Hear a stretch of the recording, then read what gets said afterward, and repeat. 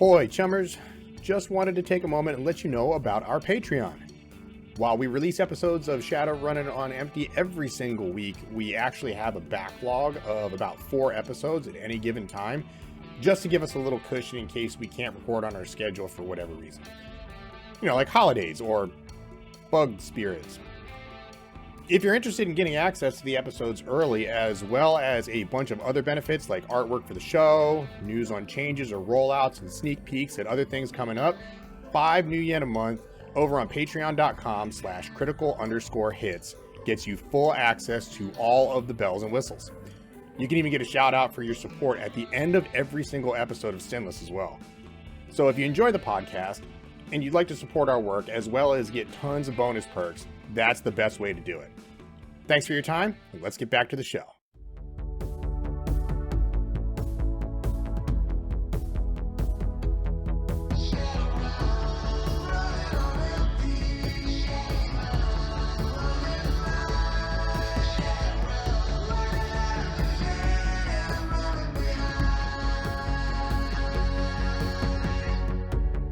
Hey chummers, So Easy Mode here. I've been a GM of various games for the past 25 years. I'll be the host of the podcast, bringing some much needed information about the shadows. Hey, I'm Austin. I play Kaze in the Sinless game, and I am excited to learn more about the lore. Hello everybody, I'm Tyler, aka Captain Cozy. I play Zero on the Shadowrun actual play series, Sinless. It's time to get our lore going. Welcome back, everybody, to another episode of Shadowrunning on Empty, the podcast where we fill your brain with Shadowrun knowledge. Today's topic is the beginning and birth of the Matrix. We're gonna start talking about the crazy, awesome cyberspace. Cue synth music. So the birth of the Matrix was in 1997. The Wachowski sisters had a vision. And that was that everybody would be eternally listening to Euro dance music and wearing black leather trench coats for all time. With cool shades. With very cool shades. You know, they were almost right. Boy, were they close. Cue sandstorm music and Darude intensifies. Yeah, exactly. Leather jackets and fetish clubs. I think that covers everything for the Matrix, right? Whoa, I have a fetish. Whoa, I know my kink. Dude, this podcast has become how quickly can we devolve into sex jokes? It's pretty quick, man. It's pretty quick. If you're gonna put me up to it, it's gonna be pretty quick. It is pretty fast. Yeah. Well, the last couple episodes. Sorry. I said fast and loose. We're fast and hard on this podcast. Thank you. Wow. Yes, sir. We got all of the groundwork out of the way. No more soft daddy. Now it's time for hard daddy. Hell yeah, brother. So anyway, hard daddy, tell us about hard daddy. Yes. Anyway, how dare you throw out my Matrix handle like that? Sorry, man. I didn't mean to dox you. Yeah. Anybody on AIM still? You can hit up So Easy Mode at hard daddy at anyone still on AIM? We see you. We see you and we respect you. Yeah, respect and appreciate you. You're an endangered species. Yeah. Please be safe. How was your daily You've Got Mail? Oh, I didn't today. Sad. So sad. Tragic. So the first place to start is with the birth and death of our actual internet. And of course, that really kind of gets started in the late 80s with military applications for academic and communication purposes. And then we see the true birth of the World Wide Web, good old WWW, in the 1990s. The greatest time ever. Some would say. Some would say. At the same time, in the 1990s, you see the creation of the Electronic Frontier Foundation, the EFF. It's there to keep the internet free from government and corporate control, the way it should be. When was this written? Let me see here. I got the Matrix Yeah, book I'm just right in trying to front see of me. like if this is another one of those prophetic Oh yeah, Shadowrun. they absolutely predicted the dark web, because that's what this is. You're talking about the dark web. I wasn't even just thinking dark web. I was just thinking like web providers and their monopolies, you know. But like an internet free from regulation and when you say it like that. interference. The That is dream. the dark The web. dream. They've made The dream. Well, I don't We know. dream man. on the dark web. The dark web is a lot of things. I don't know if if a dream is the answer to that. Let me grab my lantern. We'll go on a journey. Silk Road to your heart. Yeah. We'll go to Silk Road, and I could buy 2 pounds of heroin and and as many guns as I can legally hold. Yes, sir. My bare arms. Now delivered Yeah. by DoorDash. Nice. Oh my god. DoorDash still exists. If Yes. DoorDash had a partnership with Silk Road, that would be amazing. Oh my god, that would be so good. Your unmarked black SUV is approaching. Please have no identification ready and be as inconspicuous as Please possible. keep your mask on at all times. Yeah. Do not speak to the driver. Please adorn your balaclava to meet your driver. Do not exchange personal information. Okay, so this is definitely the lore, right? Do This is definitely not part of the lore. exchange your personal information. We already have it. No need to share it. We got it. No need to share. We know who you are. The 3rd edition Matrix book that I have was released in 2000. Okay, so a fair amount of internet time had passed. Yeah, so still like new internet, but like not settled quite. internet, like, you know, like we got to the point in 2000 where I think we all knew what the internet was, you know. It was Napster and free porn. That's what the internet was, and it was great. It was Napster, followed by Kazaa, followed by LimeWire. Oh, LimeWire. Rip my first laptop to LimeWire. Followed by Hoist the Colors, Let's Go to the Bay. Dude, the worst thing about it was that it was my mom's old work laptop.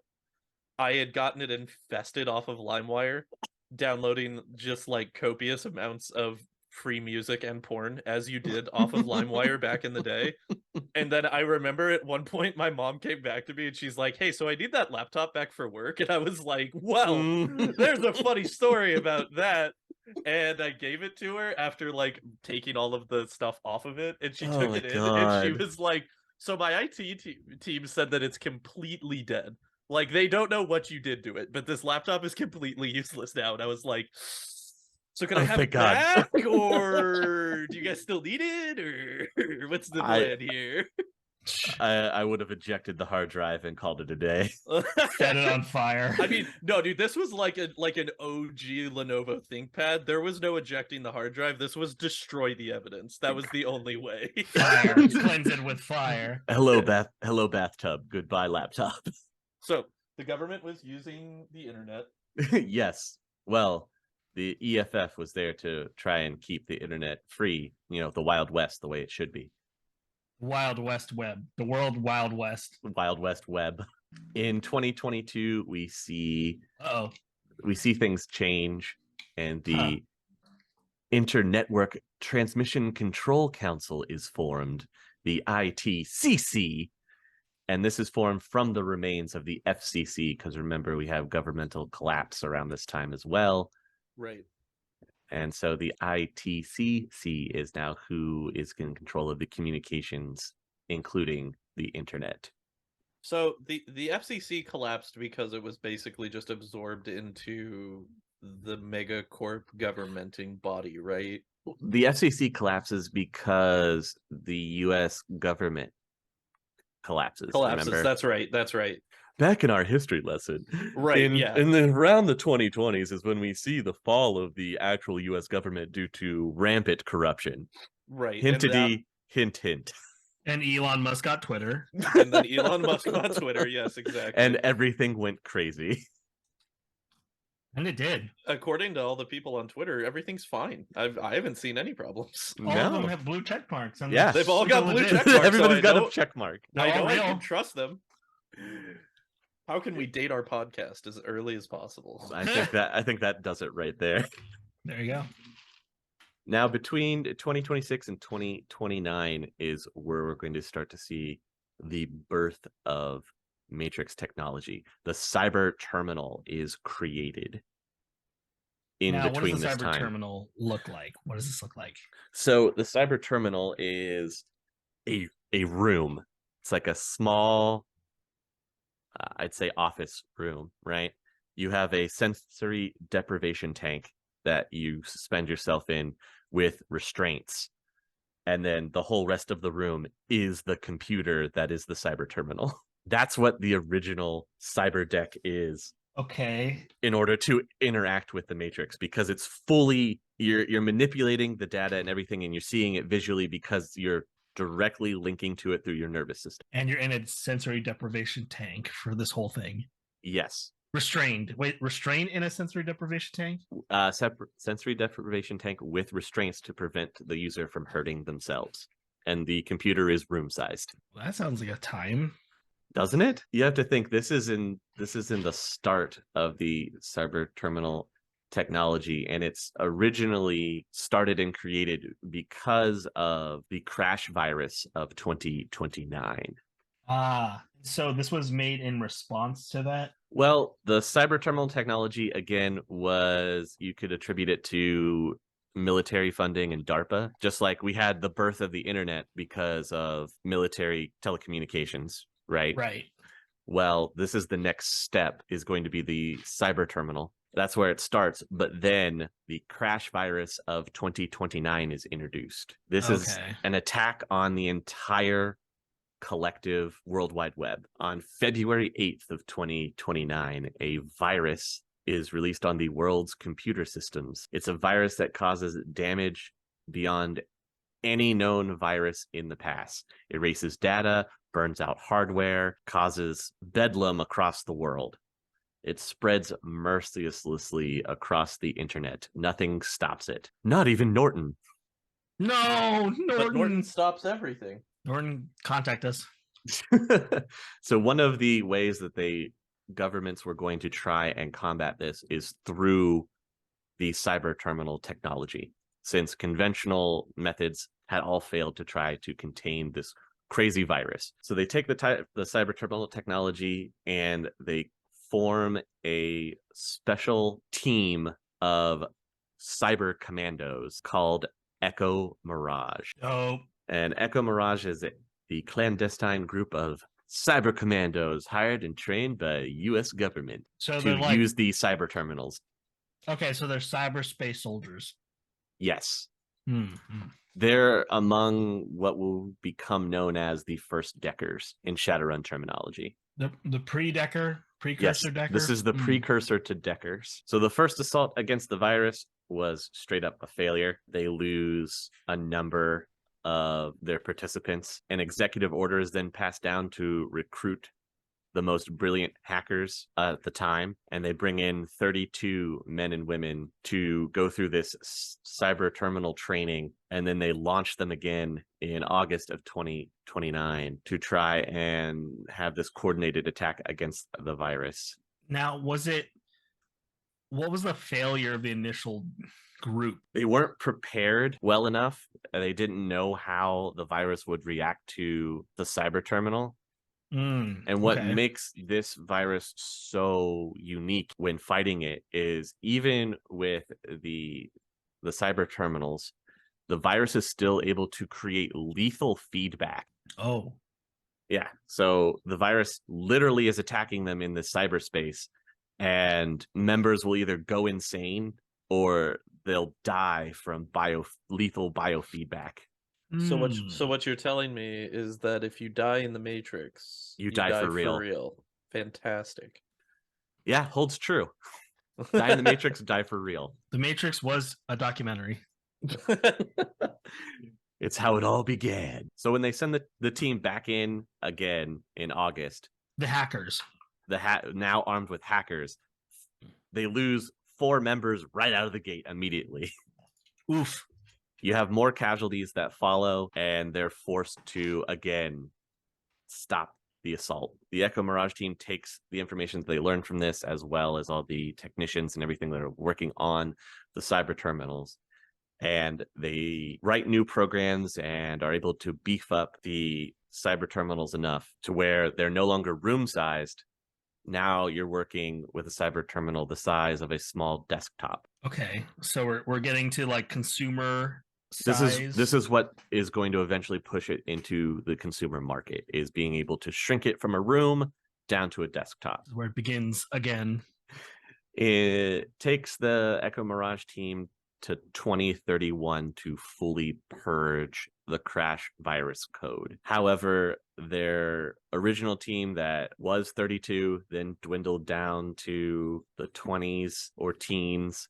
After this last attack that finally purges it, there's only 7 surviving members. All 7 of them immediately go to the private sector, and they take the secrets of cyber terminal technology and construction with them. One of the other reasons that this technology is so dangerous and so feared by governments and corporations is when the cyber terminal is first created and released, there's nothing that can stop it. There's no programs that you can run. There's no firewalls or anything that you can put up that will halt somebody using a cyber terminal, because you're able to react far more quickly and efficiently because you are linked via your nervous system. You have better ping. Your ping is maximum. Yes, finally. So one of the questions that may come up is, where did this crash virus come from? I was going to ask. Well, I have answers. It's believed that the crash virus was originally created by a little company called Acquisition Technologies. What were they known for? Acquisition Technologies is a small company that specialized in corporate espionage. What makes this extra interesting is that one of the members of Acquisition Technologies is Damian Knight. Okay. That son of a bitch. Damian Knight is eventually going to be the CEO of Ares. Mm-hmm. He's the one who Hostile takes over Ares, right? Yes, he outplays the rest of the board and is able to take over. And we'll get to that when we deep dive into Ares. Does he have like a catchphrase of "get knighted" or something? I don't know, but I will check for you. Thanks. This is very important for us to know. This is also where you meet Lucian Cross at Acquisition Technologies, and Lucian Cross eventually becomes the founder and CEO of Cross Applied Technology, which also incidentally later on becomes a front for the CIA, or what's left of the CIA when the UCOS is formed. Hey, my COS boys. But yes, the virus was created at Acquisition Technologies. It was released to crash a rival company who wanted to crash their network. So they created this virus and released it. Unfortunately, the rival company was the United States of America. No, it was not. The most dangerous company. They released it against this rival company because they wanted to crash them and take them out of the game. No competition, right? It's best for business. Sweep the leg, no mercy. Yeah, all that.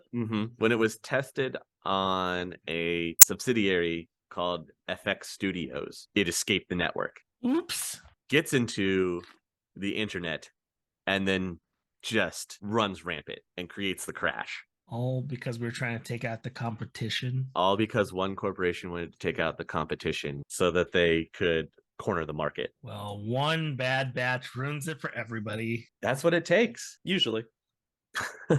So like we were saying with the cyber terminals and Echo Mirage and the original fear that some of the corporations and government had, they were horrified at the ease with which the Echo Mirage team is cutting through some of the most sensitive systems. You're cutting through firewalls, you're making it through any kind of trap and trace programs. There's just nothing that can stand in your way.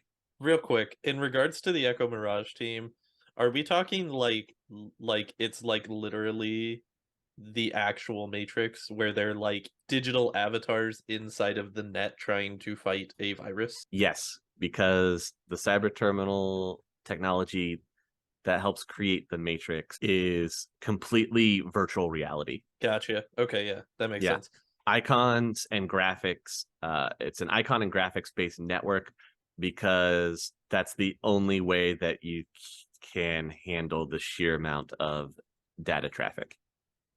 I gotcha. I feel like I'm hoping that at this point, because this is still like the fledgling beginning of the Matrix, that everybody that's in there either looks like they're wearing late 90s laser tag gear, or it just looks like Tron. I like to think that it also just looks like I was Tron. gonna say, doesn't Tron gear kind of look like Yeah, but not enough bulky shoulder pads in Tron. They do have the helmets though. They've got the military helmets. grade. Yeah. They've got the helmets, but they don't have the flashing lights and the giant bulky battle vests that are custom for laser tag. Gotcha. Not yet, anyway. Not yet. Eventually we'll have it. And is it in my head? I'm imagining that it's just this flat grid kind of scenario where all the buildings are just like vertical grids. Does that make any sense? I like to imagine that like they're in the middle of a firefight with like whatever the virus programs are manifested as, and they're like, I'm gonna go up into cover, and then he tries to run up to a piece of cover and then it just disappears and he's like, oh, it's still buffering, and then he gets shot. I am all for that. That sounds amazing. Well, that's what really becomes interesting, is because the Matrix is virtual reality, it can really be tweaked and created to kind of look like whatever you want it to look like. Well, I would imagine at that point though, like if they're going in to try to stop this virus, it's probably going to look like what the virus wants it to look like and not what the dudes want it to look like, which I would have to imagine is going to be a huge disadvantage just to begin with. Well, I would think that when they went in the first few times, I would agree that it probably looked very Tron-esque. Nice. You know, because nobody's there to have created any kind of framework for it. Yeah. So just the bare bones minimalist way to interpret what you're seeing. It's almost just raw data at that point. There's no skeleton, there's no framework. Yeah. That makes sense. Yeah, that's what I would definitely envision it as, especially in the beginning. And obviously this changes as the Matrix evolves, but in the beginning, I would assume it's very Tron-like. And then as we get the Matrix taking over to replace all of the old telecommunications network that was there, the Matrix ends up being composed of host system. And a host system is a computer that runs a Matrix operating system. So that's running the VR interface. It's a host. Yeah. And because of that, when corporations start putting up these server farms of host systems, they can then start to tailor what their Matrix footprint looks like, because then they're in control of the host. Right, because they're controlling the cyberspace directly at that point for whatever their section of it is for the Matrix. Right. So you'll have as technology icons looking all of the Mesoamerican type. You've got the pyramids and all the different Aztec kind of iconography. Right. And then for, say, Renraku, you have very much old world Japan, shogun and samurai style. Right. And sorry, I think that I may have sidetracked us with my question about combat. What were you saying about the security stuff? The corporations were becoming concerned about how easy the teams were able to bypass the security systems? Yes. Traditionally on the internet, you have to think we have the password protections, the authenticators, the we have firewalls, we've got a bunch of redundancy checks whenever you're logging into a program to provide a password, right? Right. Well, with the power of the cyber terminal, you can bypass all of that. It just moves fast enough and is able to process data faster than what any security protocol that is currently in place for the internet. It moves faster than the speed of security, essentially. Well, yeah, again, you're running off your nervous system, so it's the speed of thought as opposed to the dexterity of how fast you can type on a keyboard. You're giving me a lot of credit in thinking I think that fast. We have to think about it. If it's connected to your nervous system, it's running off of the electrical impulses of your brain. And if we put it into analog thought right now, where you have to think, and that's passed to your extremities for your hands to type on a keyboard, to put in code, Whereas if you're just thinking it, it happens much faster than those signals having to travel down to your nerves in your fingers to be able to move to type. And this was during the time where these were only the cyber terminals were only in the possession of the military, right? Because they Yes. were specifically made at this point. Now, so were the cyber terminals being made prior to the virus, to the crash virus, or was it like as a response to we need to be able to figure it out? They were experimental technology prior to the crash virus, and then once the crash virus hit, it became more of a necessity. Mandatory technology. This is the most effective thing that we have to fight this, so therefore we have to make more of it. And it's also what prompted the fast tracking the technology as well, from moving it from an entire room down to a desktop. Gotcha. With the security being able to be bypassed so quickly, technologies had to be put in place to try and help stop this. And the way that this happened is this prompted the development of intrusion countermeasures, better known as ICE. Wait, intrusion countermeasures? Spells ice? IC. I see. He saw, ladies and gentlemen, he saw. And these are matrix constructs that are designed to detain or possibly kill any intrusive deckers. So are these like automated like security drones effectively?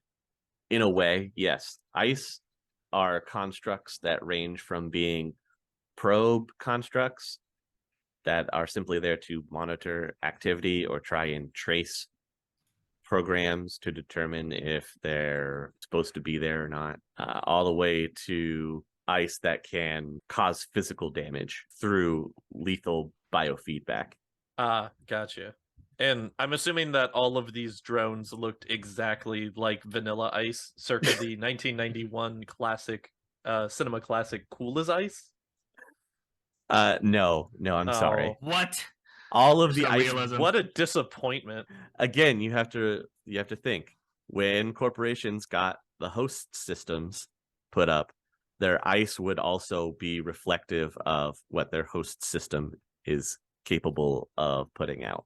Yeah, so I'm expecting like Vanilla Ice wearing like Mesoamerican armor for as technology, and Vanilla Ice running around in samurai armor for Renraku. Like, I don't see what the problem is here.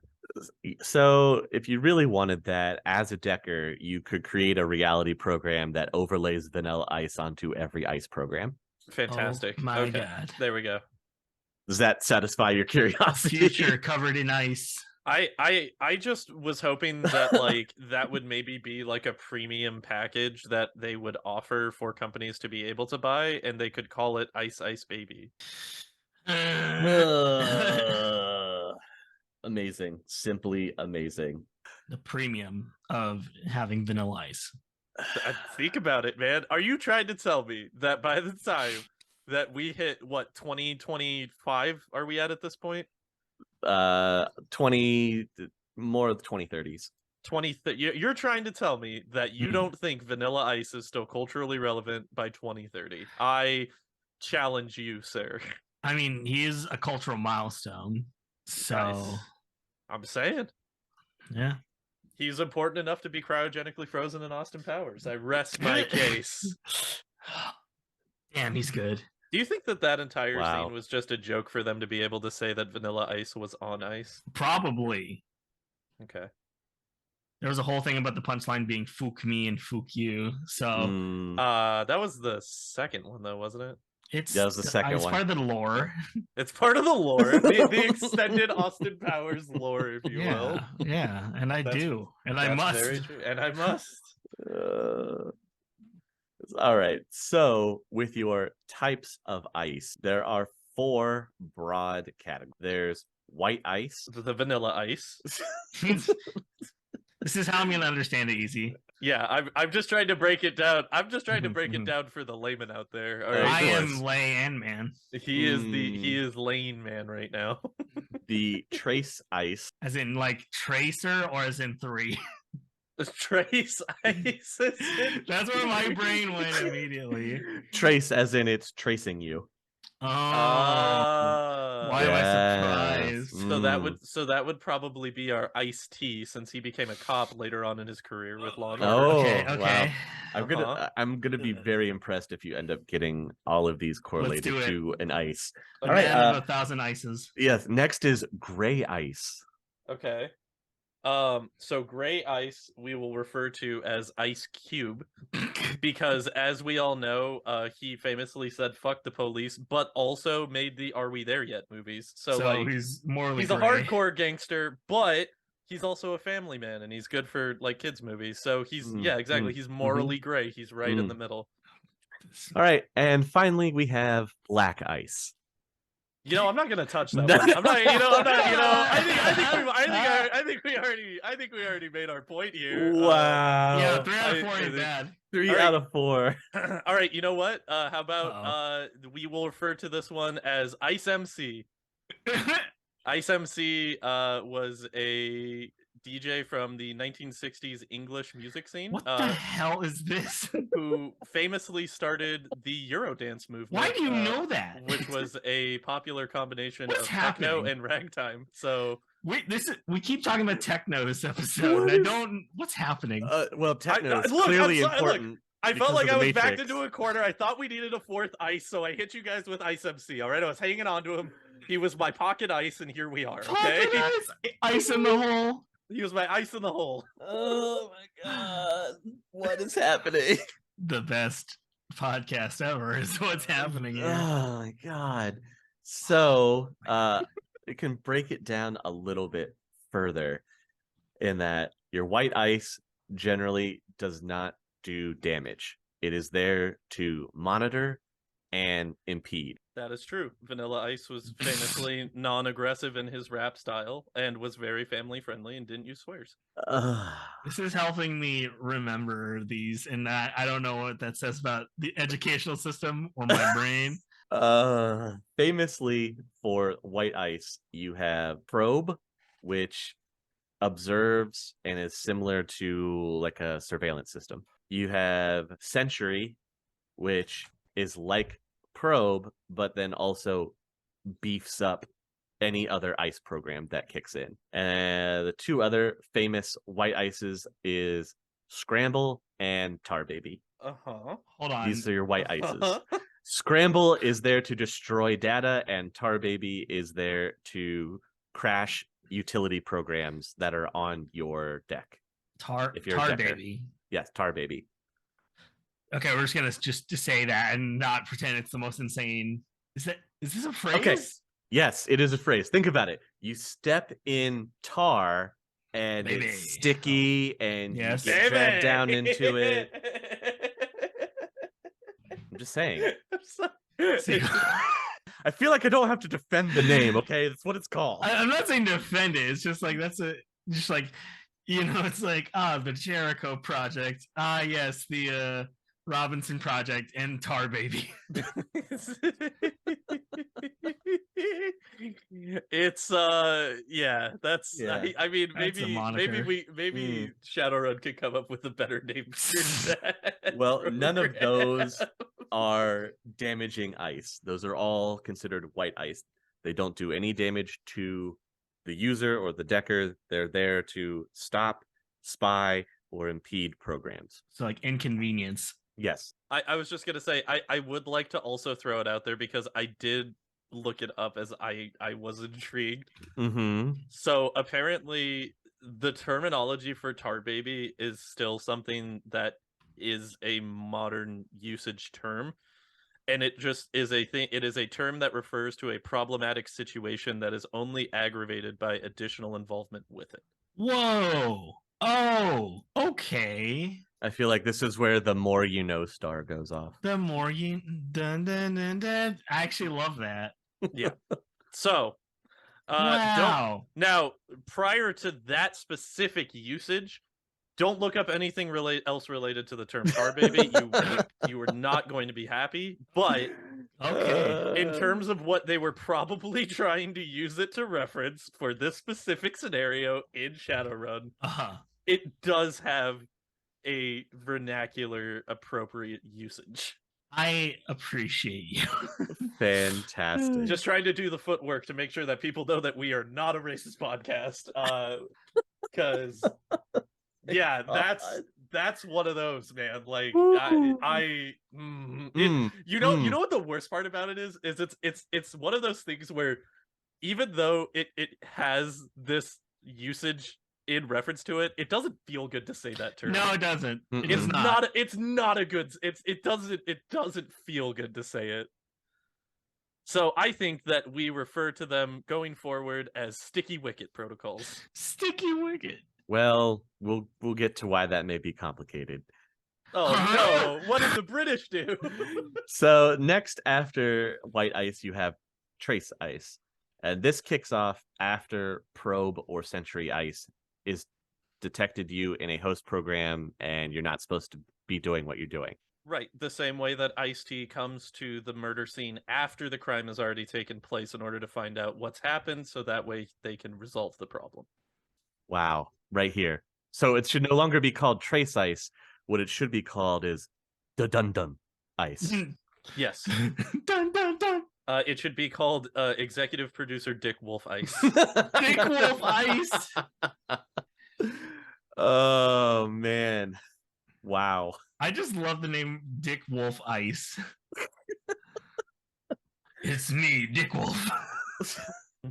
But on the streets, they call me Dick Wolf Ice because I'm cold, baby. 'Cause I'm cold-blooded. So after we have the trace ice, we get to gray ice, and this is the ice that's actually going to start to do damage to your cyber deck. Okay, so Ice Cube's, you know, famous involvement with the rap group NWA brought on a cultural change and way that the police are viewed within the United States. Simply amazing. Single-handedly.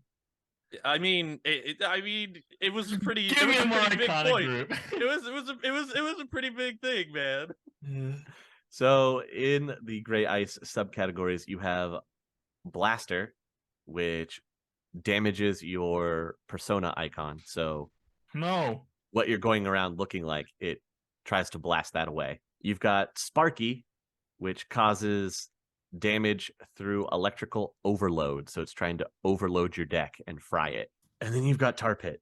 And Tar Pit? Tar Pit works like Tar Baby, except that it's destroying Sticky all Wicket, copies. please. Sticky Wicket.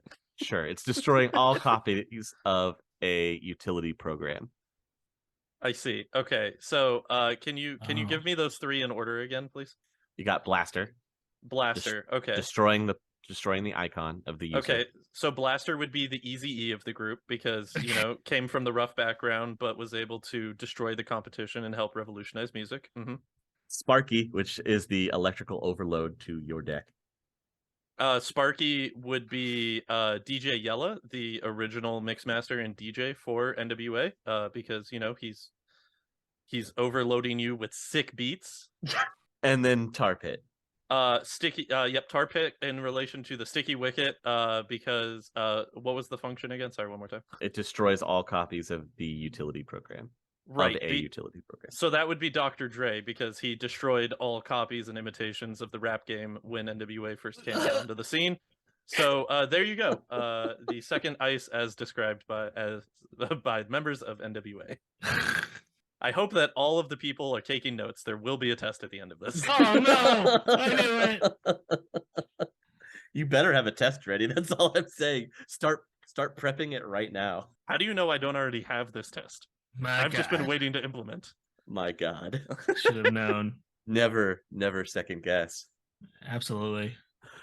And then finally, you have the worst ice that you can run into in the Matrix, Black Ice. Black Ice is there to cause direct harm to the decker. This is what gives you the lethal biofeedback.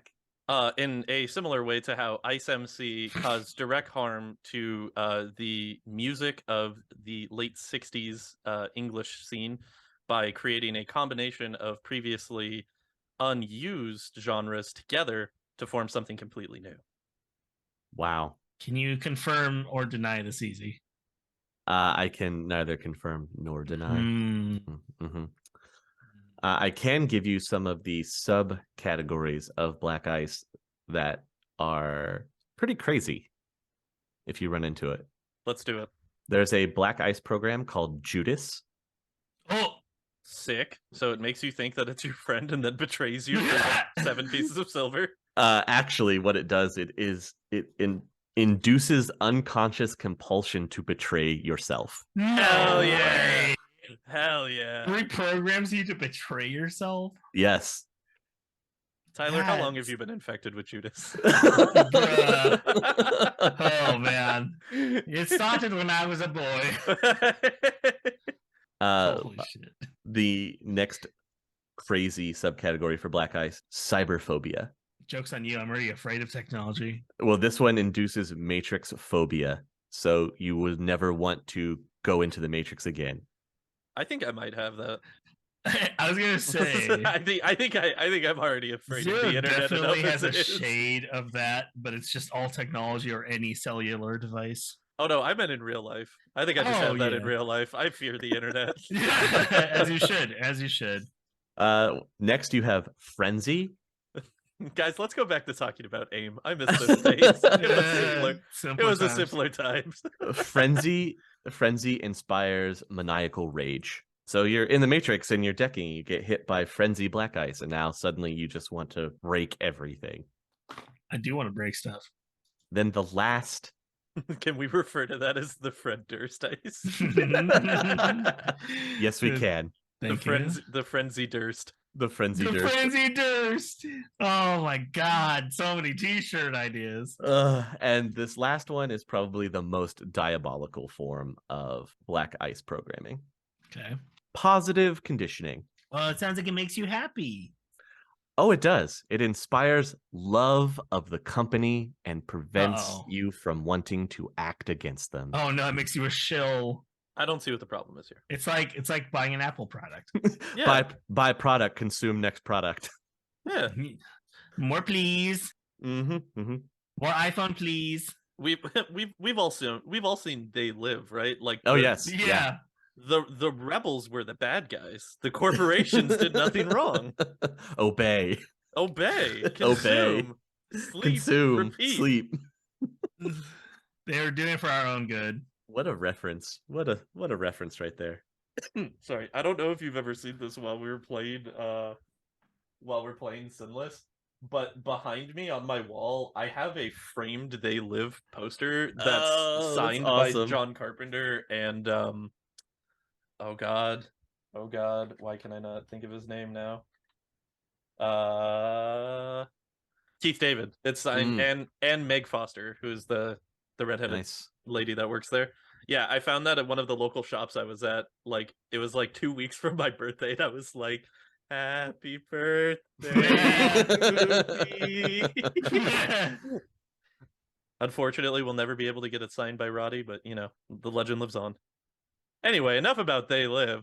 No correlations between modern reality and that movie from the 80s. No, of course not. Let's go back to talking about how there's no relation between modern society and Shadowrun, shall we? Yes, it doesn't happen. Obey.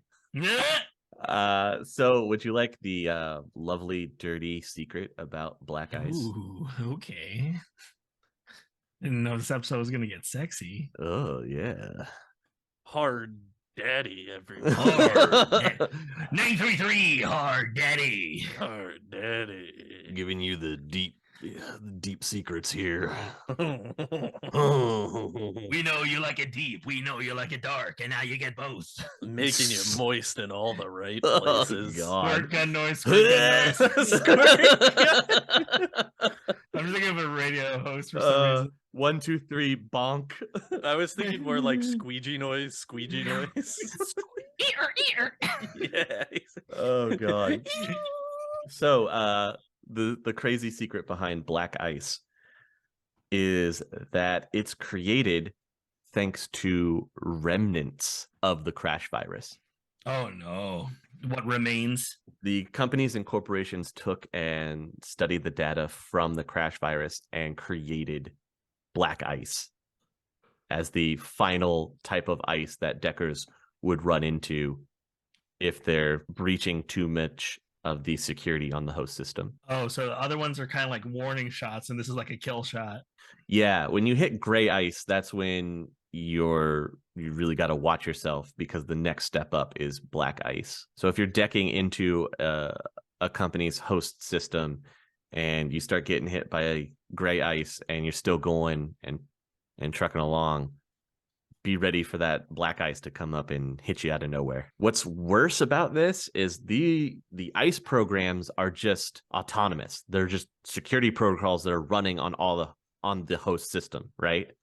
Okay. What makes this more deadly is if there's an active decker. Oh, piloting it? On the host system. So if the company has an active decker on the host system and they spot an intruding decker messing around with stuff that they're not supposed to, they can bypass all of the white ice, the trace ice, and the gray ice and immediately launch black ice protocols on you.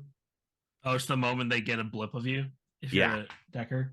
Yep. If you're breaking into stuff and they really don't want you to be there, the decker can launch black ice programs from the host system at you and attack you directly. Attack your life points directly. Got it. Yeah, you can have decker fights. Ooh. And they can be deadly. Now, is this like done through protocols? Like, do not approach this server. We will initiate gray ice. So in the host systems, you have to think there's normal traffic where you're coming in to see the consumer goods or the latest product that's going to be launched from the system, and that's all from the host company, right?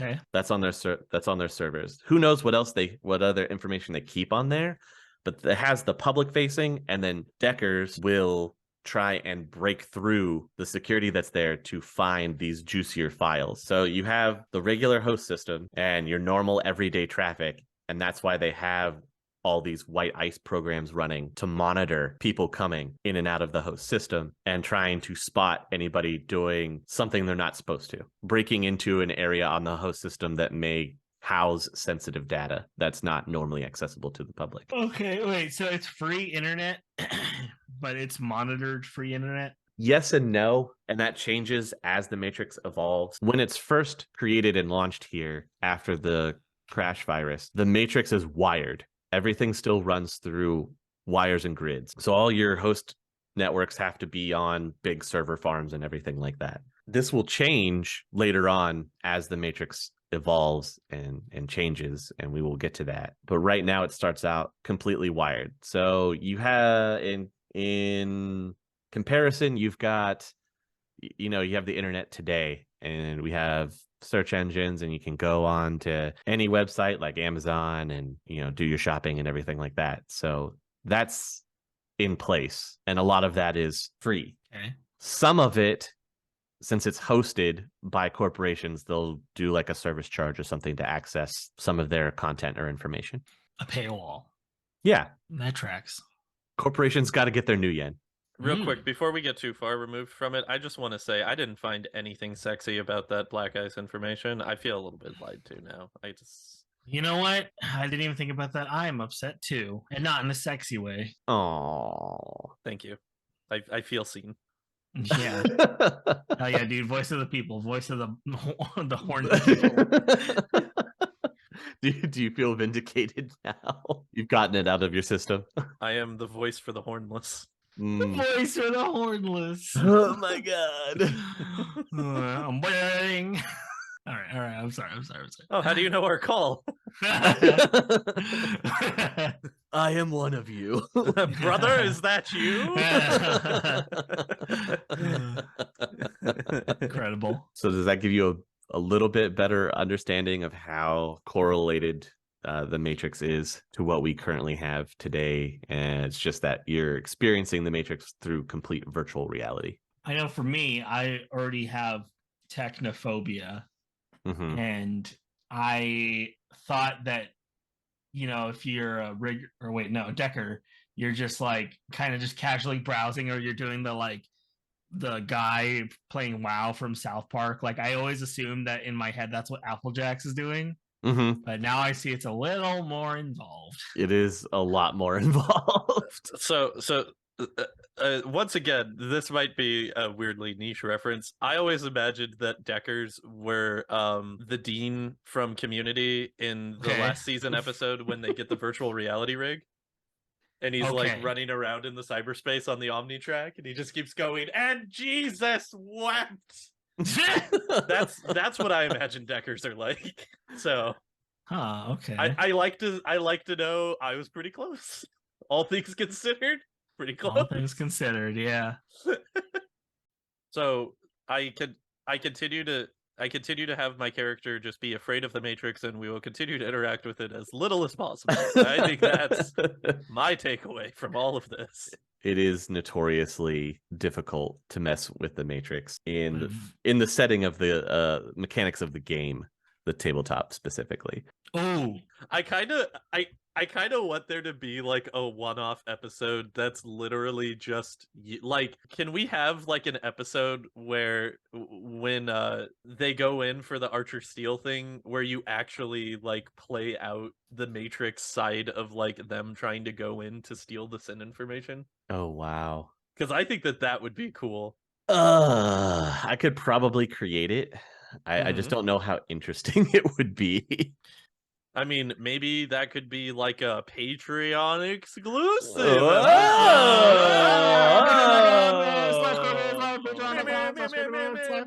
Also, since I've segued us here so seamlessly, do we want to talk about the other thing as well? We can talk about the other thing. Just mention it real quick. Yeah, sure. So going forward, if you are a member of the Critical Hits Patreon, we are going to be starting a new special episode series that we are calling Worm Talk. Oh, this is not news to me. Right. And so the concept of Worm Talk is going to be us fielding the questions from patrons for the Critical Hits Patreon. So if you have any questions that you want to ask us, as hyper specific as they could get in regards to anything Shadowrun related, I believe we have submissions open now for the first round of questions for our first episode. So make sure that you're a patron and helping to support the cause. Get those questions in. Here's Shadowrunning on empty. Why are y'all so horny? Let's keep it Shadowrun related, not personally related. Dear patron, I was born in 1991 and came up in the age of modern pornography. It was everywhere. Okay, also, I brought this up with friendship, and we can cut this out if we're not going to talk about it, but I brought up the idea of, like, if people leave 5-star reviews on things, like, we'll read what the review is, assuming it's within guidelines. You know, to encourage some traffic, eh? I see what you're saying. I mean, as long as it has like commentable reviews, because there are some platforms that don't have it. But if we want to do that, I'm totally cool with doing like 5-star shout outs at the end of the episode. Super stoked. Yeah, and it has to be like 5-star review kind of thing. It's like it'll encourage it for sure. And now that it's on like iTunes and all other things, you know, you can more easily access that. Yeah. I can't wait for the first one that says 5 stars. I wanted to give it 1 star, but I wanted him to read out my thing on the podcast. Yes. You got us, guy. The thing is we got us. Oh boy, howdy. Oh no. 1-star entertainment at a 5-star price. Let's go, ladies and gentlemen. Welcome to Shadowrunning on Empty. Chef's kiss. Mwah. I mean, I'm all for this. Fantastic. I would love to hear some questions on that their Worm Talk, so send them in. Where can they send this in? To the Patreon. There's a specific area in the Patreon once you're in there that you'll be able to see where you can submit your questions into. Correct. So send in those hot button questions. We will take all those hot button questions and we will answer them to the best of our ability. Okay, so when you say it like that, with that tone, you'll wonder why people are asking why we're so horny. And again, within the guidelines of what we are going to talk about, obviously, we're not, like, don't ask us about, peace in the Middle East, stuff like that. Let's keep it real. Make sure that you're asking good questions and don't ask questions that suck butt. I mean, oh, look at you I throwing it back mean- to some previous episode we're right throwing there. it back, all right. Jeez. Okay. We're way off track of Throwing the it back Matrix onto now. that mouth, daddy and or mommy, whatever your preferences be. You can't escape this. This is what happens when we talk about the Matrix and the internet. It eventually devolves into I need to listen to our own show to figure out when we took this turn. Is it? Oh, it was Magical Critters. Magical Critters is where we took the No, it was absolutely Magical Critters because it was all about that fucking octopus that makes you want to fuck with it. Oh my god. Okay, That's where it all started. It's all been downhill since then. I distinctly remember us talking about like it was starting to get weird around the household episode. When I was talking about like looking at people's butts, and I was a pervert before that or something. Oh wow, back to the beginning right there. Listen, we kept it professional in order to get those people in the door, and now that they're here, they get to know the real us. They get to know the raunchy, no filter. Now you're comfortable with us, we're comfortable with you. Maybe I take my shirt off in a casual setting. What's wrong with that? I don't. But not in a sexy way. Just a casual way. Like if you get aroused by it, that's on you. Like I'm not trying to do nothing here. Okay, we're way left field off topic. So are we though? Yeah, we are. This is our brand. Okay, bringing it back. Bringing it All back. right. So back on topic to the Matrix.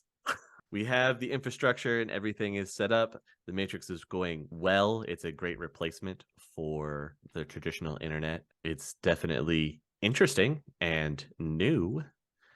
And then in 2064, we get Crash 2.0. Oh no. Because you can't let a good thing last. You got to burn it to the ground and then build it all the way back up. And we'll talk about Crash 2.0 in our next Matrix segment, where we get a little wireless. I would like to submit that we refer to Crash 2.0 as Crash and the Boys. Oh, yes. Even the girl. You heard it here, Shadowrun community. We are going to do our best to try and get everybody to refer to Crash 2.0 as Crash and the Boys. Even that girl's a boy. Even that girl's a boy. I'm sad. I'm so very, very sad. Yes. So, did that help with your technophobia at all? Do you have any desire to ever try and play a Decker character? Yes. In the Matrix 1.0 version? Sorry, I would just like to say I didn't realize how close we were to ending the episode. I'm so sorry that I tangented us so hard when we were right at the finish line. We took a giant left turn. I didn't realize that we were just about to tease for the second episode. I could have waited and we would have been perfectly set for the end of the episode. Right? And you know what? That's on me. That's on me. Here we were, and then here we are. Austin, out of nowhere, it's like we're going straight on the interstate. There's that turnoff. We're almost there. Yeah. But they've got a Waffle House. It was worth it. It was worth it. It was worth that trip for the Waffle House. It was worth that trip to Waffle House. Yeah, that's what I see in this podcast is like, sometimes we get a little lost on our way, but we eventually get there. We get you the information, right? Yeah, and it's a fun time along the way, Sometimes you gotta get lost to find your way home. I don't know what this accent's from. I have no idea. It's almost like you get lost in the Matrix and have to find your original connection terminal in order to be able to go back home. Flawless dismount. Right? So easy. Back me up. Yep, that's how it works, right? That's launching gray ice. What? Huh? No, not the gray ice. But he has to take his Ah. kids on summer vacation. 2 weeks away from retirement. That's all I have to say about that. All right. We're wrapping this one up, you guys. I hope you have learned a little bit more about the Matrix and how it works from this episode. And we will talk wirelessly for the next episode of the Matrix. So stay tuned. Unplug. Use a wireless connection. Do it. 93.3 Hard Daddy. The Topps Company Inc. has sole ownership of the names, logo, artwork, marks, photographs, sound, audio, video, and or any proprietary materials used in connection with the game Shadowrun. The Topps Company Inc. has granted permission to Critical Hits to use such names, logos, artwork, photographs, sound, audio, video, and or any proprietary materials for promotional and informational purposes on its website, but does not endorse and is not affiliated with Critical Hits in any official capacity whatsoever.